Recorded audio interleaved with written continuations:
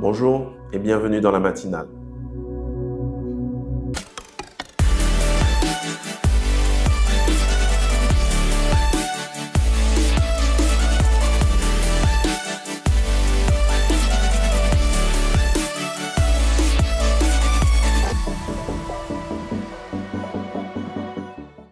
Notre méditation ce matin se trouve dans le passage de Matthieu 16 à partir du verset 13. Matthieu 16 à partir du verset 13.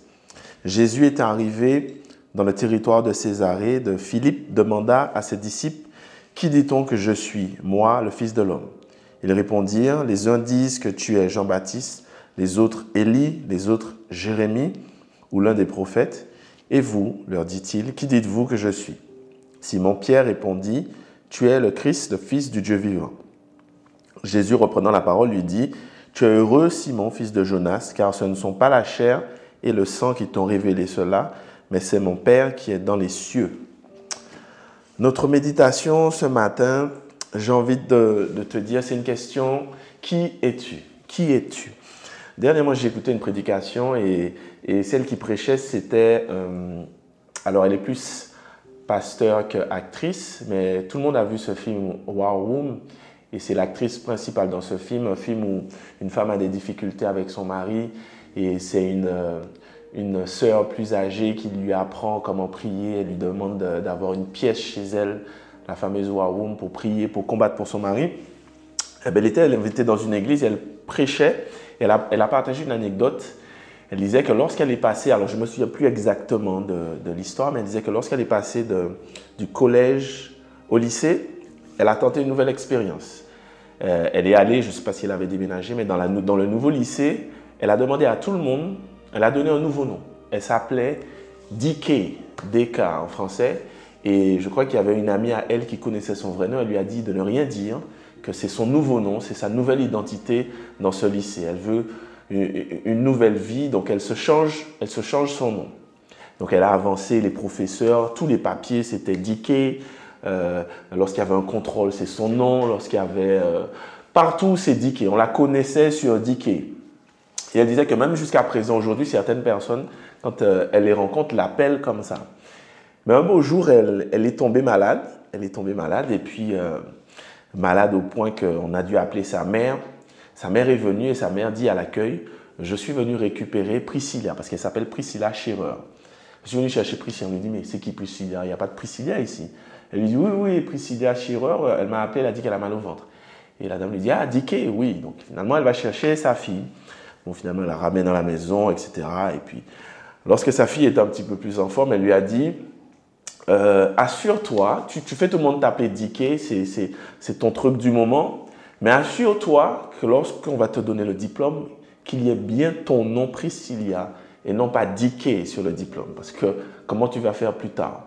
Donc, cette histoire-là, elle avait prêché, elle disait que cette histoire-là lui donnait à voir que des fois, on peut donner aux autres une autre identité, une facette de nous qui n'est pas la vraie. On peut présenter aux gens une image de nous, on peut se faire passer pour quelqu'un qui n'est pas vraiment cette personne-là. Jésus, lui, il a posé cette question à ses disciples. Il leur a dit « Comment on me voit? D'après vous, qui je suis selon eux ?» Ils ont dit « Ah, tu es ceci, ah, tu es cela. » Ensuite, il retourne la question à « Et vous, là, dites-moi qui vous pensez que je suis ?»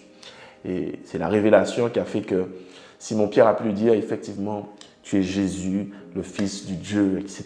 etc. » Ma question ce matin, c'est « Qui es-tu » Je ne suis pas un expert en psychologie ni en sociologie, mais je crois savoir qu'il y a trois types d'identités qu'on peut faire paraître. Celle qu'on veut donner aux autres, celle qu'on croit qu'on est et celle qu'on est vraiment. On peut dire aux gens que voilà, je suis quelqu'un de bien, je suis quelqu'un d'instruit, je suis quelqu'un de gentil, je suis quelqu'un de posé, mais au fond, je sais vraiment qui je suis. Mais dans la réalité, est-ce que je sais vraiment qui je suis? Ce matin, peu importe qui tu es, ce que je veux te dire, comme la mère de Priscilla a dit, assure-toi, peu importe qui tu es, peu importe la façade que tu donnes, assure-toi que la vraie personne aille au ciel. Parce que Jésus, lui, il sait vraiment qui tu es. Il sait si tu es menteur, si tu es bon, il sait si ton cœur est mauvais, il sait si ton cœur est partagé. Assure-toi que la personne que tu es vraiment, elle aille au ciel. Jésus parle de repentance, Jésus parle de conversion. Dieu nous appelle à ça. Et plus j'avance dans le ministère, plus je réalise que la conversion, ce n'est pas qu'un seul jour, un jour J, mais plusieurs fois, Dieu me révèle des choses sur moi-même, des choses que je ne savais pas. Et il me montre, voilà, il y a ça en toi, tu es comme ça, il faut changer ça. Je ne sais pas qui tu es, mon frère, ma soeur, celui qui regarde, mais Dieu te demande de changer. Il est capable de faire de toi une meilleure personne. Il est capable de connaître, il connaît le vrai toi et il est capable de t'amener au vrai toi que tu ne connais même pas encore. All right? C'était juste ça ce matin. On prie ensemble? Seigneur, je te bénis, je te remercie parce que tu es le seul qui sait qui nous sommes véritablement et tu es le seul aussi qui peut nous aider à changer. Le changement commence lorsque nous reconnaissons que parfois on donne aux autres une identité qui n'est pas la vraie, que nous-mêmes parfois on croit qu'on est être quelqu'un que nous ne sommes pas. Ce matin, alors que la journée commence, nous voulons te confesser, voilà, je suis comme ça, je suis David, je suis Marie-Claude, je suis Gladys, je suis Melvin, je suis. Mais ce matin, Seigneur, la vraie personne que nous sommes, nous voulons nous convertir, nous rapprocher de toi, afin que tu nous révèles vraiment notre identité en toi. Merci de parler à quelqu'un ce matin. Merci de le changer, de le transformer dans le nom de Jésus-Christ. Amen. Que Dieu te bénisse. Passe une excellente journée. Je te dis à la semaine prochaine. N'oublie pas de liker la vidéo. N'oublie pas de la partager. Et laisse-nous un petit commentaire. À la semaine prochaine. Sois béni. Ciao, bye.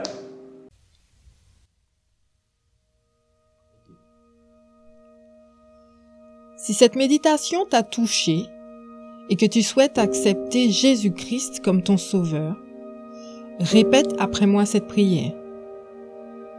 Dieu, je sais que je suis un pécheur et je te demande pardon. Normalement, la conséquence de mes péchés et de mes mauvaises décisions, c'est la mort. Mais je crois que Jésus-Christ a pris ma place sur la croix. Il est mort et ressuscité pour le pardon de tous mes péchés. Aujourd'hui, j'accepte Jésus comme le Sauveur et le Seigneur de ma vie. Merci Jésus de faire de moi un enfant de Dieu. Aujourd'hui, je m'engage à te suivre. Au nom de Jésus, Amen.